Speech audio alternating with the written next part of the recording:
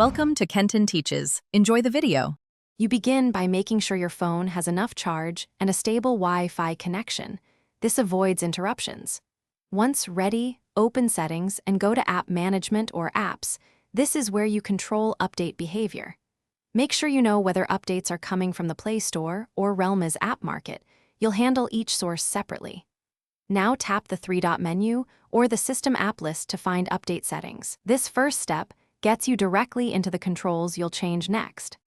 Once there, pick an app that keeps updating and open its details. You'll disable background activity and any auto-update toggle. For the Play Store or Realme Market app, open their settings and turn off auto-update apps or auto-update over Wi-Fi. That stops system-level pushes. If a specific app still updates, disable its auto-launch or background auto-update option in its app settings.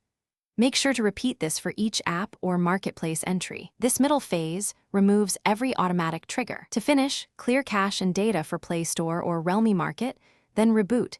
This ensures new settings take effect. After restart, open each store and verify auto-update is off.